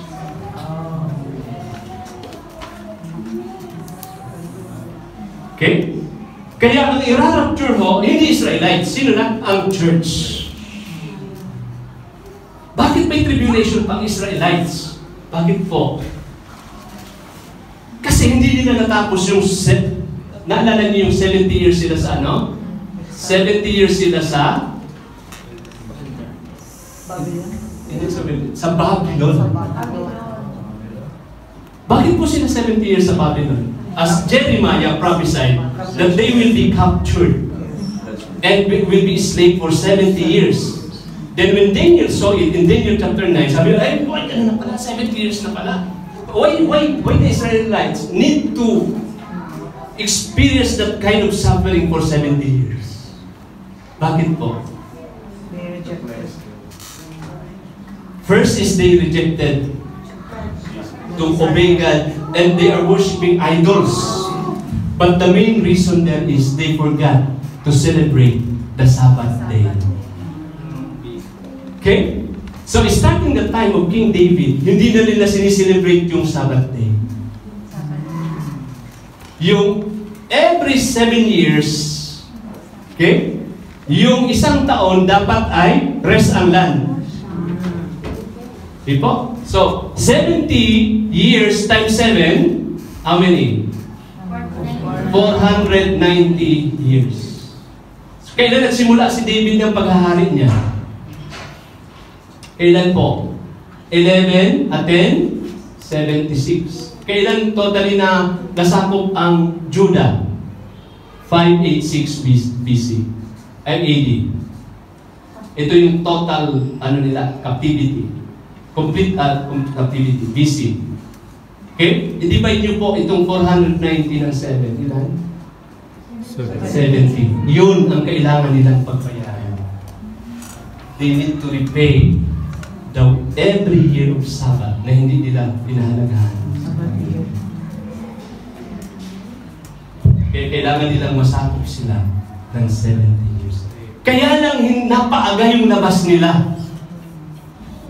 Okay? Kaya may natirang, instead of 70, naging 69 weeks. So mayroon pa silang 1 week na natira. Ano yung 1 week na yan? Ito yan. 7 years.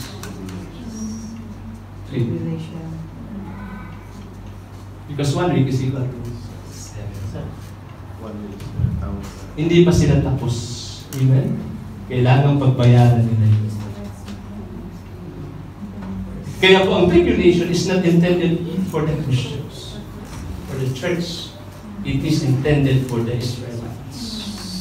Kaya lang, yung maiiwanan, sila ang mapapasama sa matinding tribulation. Anong mangyayari po sa tribulation? Ito yung simula, yung kalahati ay, at kung kaya kung ang tinatayuan po ng iba ay mid, no? Mid-trib. At ito naman po ay yung post. Yan. Ibig sabihin ng post-trib, dadanas muna siya ng 7 taong paghihirap. Yun namang mid, kalahatian, ira-rapture siya. Okay, saan po niyo gusto dito? Pre? Huwag kayong tatakas dito, ha? Pre? Mid? Or posts? Anong mangyayari dito? Po, ano pong mangyayari dito sa 7 years na ito?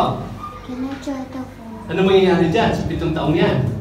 Nang matinding tribulation. Matinding paghihirap. At sabi ng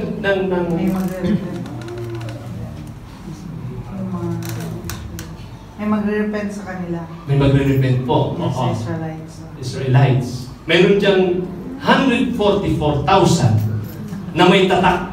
Nasabi naman ng Jehovah, yun lang ang pupunta sa heaven. Hindi ho. Hindi ho. Sila yung mararapture pa yun. Kaya may tatlong rapture ho ito, ha? Mararapture yung 144 na yun. At ang huling rapture ho ay yung 2 puno ng olibo. Sino yun? Si Elijah. Yung hindi namatay. Si Enoch. Na bumaba uli, papatayin sila, sabi ng word of God. Pero habang tinitingnan ng tao na sila'y pinatay, Amen? So yan po yun. So saan po tayo? Ito ngayong tribulation na ito yung matinding panahon. Na sabi ng Revelation chapter 5, if I'm not mistaken, hahanapin ng tao ang mamatay, pero hindi niya masusunod.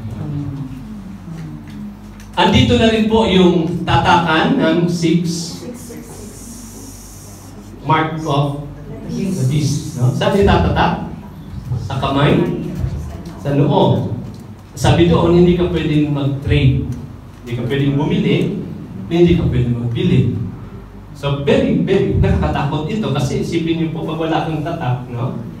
Wala kang tatak na ito, hindi ka makakapasok sa mga department store. Hindi ka makakapunta sa Lulu. Hindi ka makakapunta sa Mall of Kata. Outside. Kasi ano natin sa iyo? Nag-alis ako ng aking ng aking ATM, yung Visa card. Kasi kailangan namin ito tinitignan. Nung patuloy ko sa bahay, hindi ko napansin. But binigay sa akin na kasobre ko. Natuwa naman ako, bago eh. Alam niyo ba pagtingin ko, among all the numbers, ang nakalagay sa ATM ko ay 666. Ang bihira. Bumalik ako sa bahay. Sabi ko, ma'am, dami-dami namin dito. Bakit sa akin tumama yung 666? I was praying then. Nung nasa bang ako, Lord, magkakaroon ng gawain dito.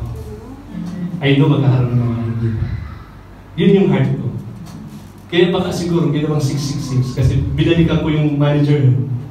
Sabi niya, pwede po ba itong palitan? Sabi niya, pwede naman. May bayad pala.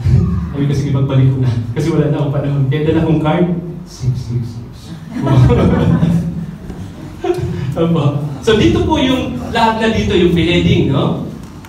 Lahat na dyan, yung lahat ng uri ng pahirap sa tao, dito po yan mangyayari sa 7 years na. Kaya pag ang isang tao hindi na rapture, okay? Hindi siya nakasama dun sa pre, no? At mid siya or post-trib siya, dadaan siya dito sa lahat ng ito ng suffering. Lagi niyo alalahanin, ang suffering ay hindi para sa church. That is for doon sa mga taong ayaw sumunod sa Diyos at doon sa mga Israelites yan. It is not for us. Amen? So nababago na ang inyong view. Hindi sa church, dito yan. Kaya po ito nilinaw, no? Kasi dito yan papasok. Pag wala na ang church, people, ang church, sino yan tayo, simula na ito. Kaya habang hindi nararapture yung katabi mo, Wala pa tribulation. Ibig sabihin, wala pa. Kasi pag wala pa tayong lahat, yun ay katotohanan. Amen? Kaya po, so now, what happened? Pagkatapos po ng nitong 7 years, no? Anong mangyayari? Ito na yung second coming ni Lord na siya ay bababa. Amen? Bababa na siya sa lupa. So si Jesus, andito na po. Anong gagawin kay Satan? Anong gagawin kay Satan? Iba-bound siya for 1,000 years. Tatalian siya. So si Satan, dito, hindi siya makapanggagambala. Sino po ang katapat? Tingnan niyo si Satan, ha? Ang katapat niya isang anghel lang. Basahin niyo, Revelation chapter 20, 21. Ginapos siya ng isang anghel. At siya po ay saan dadalhin? Sa bottomless pit. So, bound. Hindi na siya makakapanggambala for how many years? 1,000 years. Kaya ito po ay, itong millennium na ito, na paghahari ni Jesus Christ for 1,000 years is really, kasi ipakikita ng Panginoong Jesus. Sa lahat ng tao, kung si Adan at si Eva ay hindi nagkasala, ito dapat ang buhay sa mundo. Imomodel ni Lord yung 1,000 years na siya ang hari. Ngayon, sinong paghaharian niya? Sino po? Sinong paghaharian ni Lord? Yung maliligtas dito. Kasi lahat po ng maliligtas dyan, papasok yan dito sa 1,000 years. Kaya dadami pa po uli ang tao. Would you imagine 1,000 years? No? Dito po kasi may mga maliligtas dito. Ano sabi doon? Dalawa. Pag hindi ka nagpapugot, magtago ka na. Yun lang po ang kapalit doon, di ba? Nakikita niyo ba yung pagpugot sa Texas? Nakikita niyo? Inaano sa video, di ba? Opo, dami na po. Yung nakita niyo ba? Totoo yun eh. Yung gagamitin sa pugutan ng ulo? Oo, papasok. Nakagulma yung ulo. Ganun lang po. Anong gusto niyo? Pugutan o ano ba? Mabuti kung ganun lang. Ay kung hindi lang. For you to deny Jesus. Pastor, kung nagpatatak naman ng 666 at saka ano, so, saan siya pupunta? Lahat ng tao magpapatatak ng 666. Hulog siya sa impyerno. Wala ka, patatak ako, magsisinala ka. Hindi pwede. Kasi yun na po yung time na ipakikita natin ng tao kung siya ay kay Kristo o sa demonyo. Pag hindi ka naman nagpatatak, mabilahat eh. So, dalay, matinding suffering. Kaya dito po, kaya maganda sana, dito pa lang tayo, ayusin natin. Para hindi na mag-suffer nito. Kung hindi natin alam po kung kailan kasi ito, ano? So now, sinong papasok dito po? Yung mga naligtas dito. Papasok dito sa kailan? 1,000 years. Nasaan po si Satan? He was bound for 1,000 years. So hindi siya makakapaminsala. Kasama niya yung mga anghel, na matitid, yung mga fallen angels, na mas malulupit kaysa sa anghel na naandito ngayon. Kawasan niyo yung sa Revelation, basa niyo, mayroon pang mga anghel po na nakagapos pansamantala. Sila yung mas malulupit na kasama ni Satanas, kaya lang hindi pinintulutan ng Diyos mag-stay sa ngayon dito.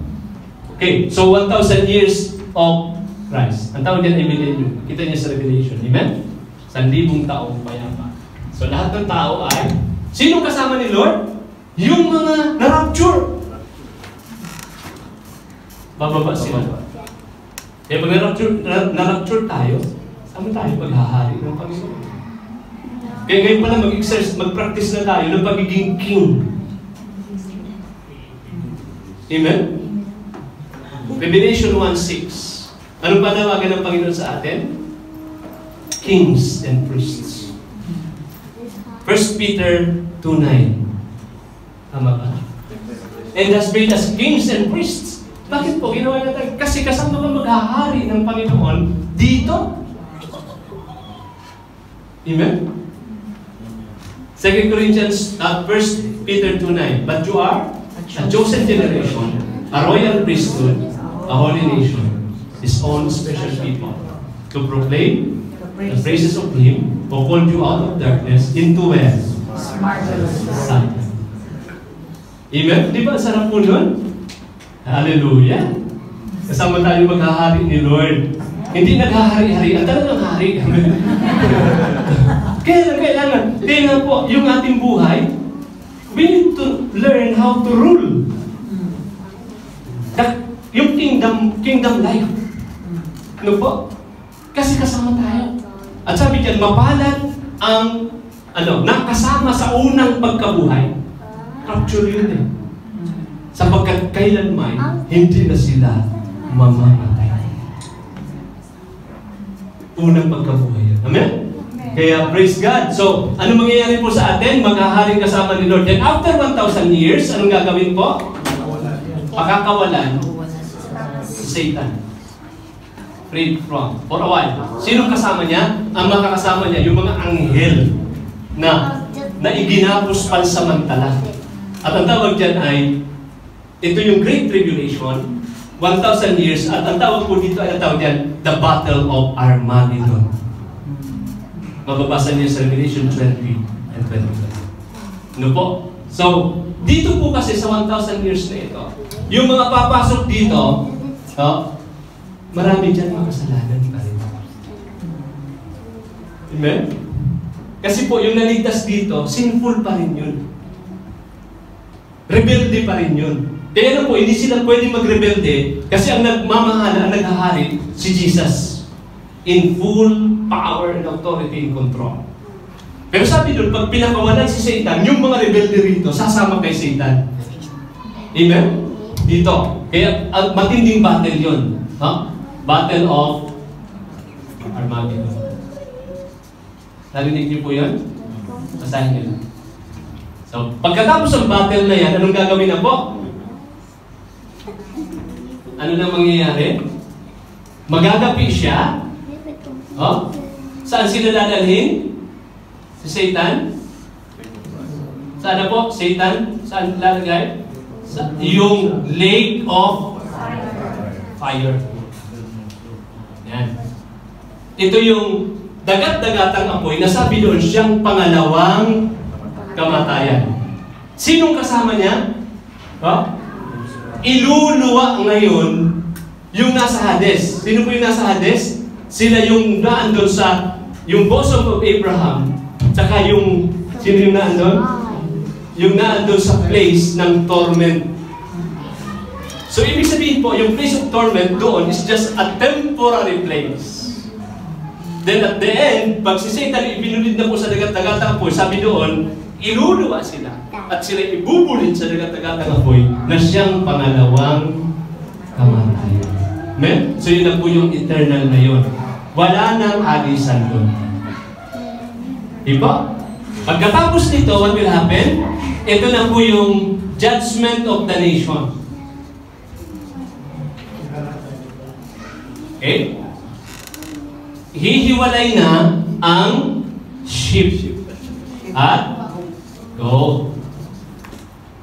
Yan. Kaya ba? Dito yon. So yung mga sheep, saan siya pupunta? Makakasama siya. Yung goat saan? Then pagkatapos ng judgment of the nation, ano na po? New heaven. Ibababa ng Diyos ang bagong langit at ang bagong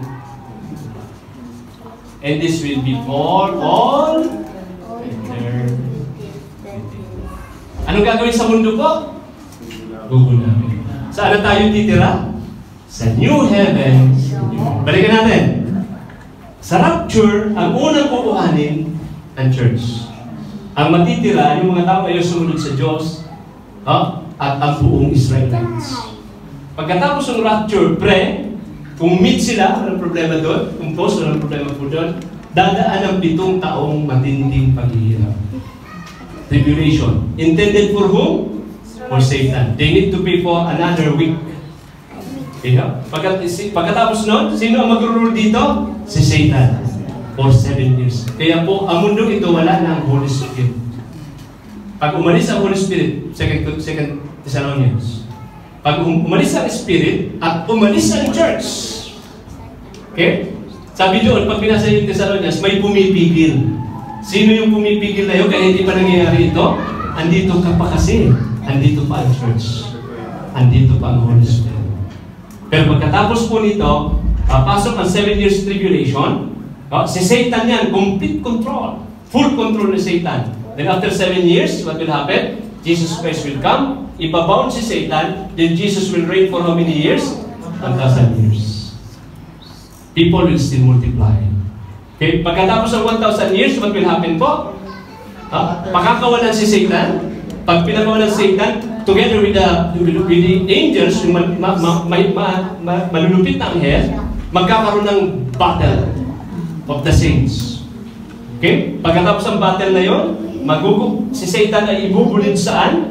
Sa lake of fire, together with those who had been died sa Old Testament na hindi sumunod sa Panginoon. So doon yun na po yung eternal damnation and eternal destiny ng mga ayaw sumunod sa Diyos. And yan na po yung nakakatakot. Then after that, what will happen? Judgment of the nation. Pagkatapos ng judgment of the nation, then comes nakita ko ang bagong langit at ang bagong lupa na nagagayakan. Pagkatapos yan, ano na po mangyayari dyan? Kasalan. Kaya may pag-asa tayo. Very good. That is all eternity. Ang dali lang pala, no? Saan papasok yung New Jerusalem at saka... Pagkatapos na po ng judgment of the nation. Kasi pagkatapos ng judgment of the nation, itong mundong ito, tutubukin sa apoy. Pagkatapos yan tubukin may bagong langit at bagong lupa na inihanda ng Diyos para sa mga taong sumunod sa Kanya. And that is the new paradise. Bakit ang sabi doon? Nakita ko ang puno ng buhay. Andito ulit siya sa new paradise. At yan po ay wala nang katapusan. Amen? Amen. And that is a short learning and study about eschatology. Handa ka na ba, kapatid? So anong gagawin po natin? Una, tayo'y mamuhay tayo ng maayos. Serve Jesus well. Until He comes. Then give warnings to unbelievers that Jesus Christ will rule and He will come. Amen? So, preserve yourself holy, because anytime the Lord will come. We do not know when, but sure enough, He will come. Amen. Any question?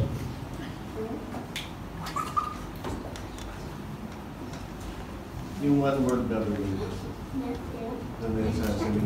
Dito po yan, this word is preparing for a one word government.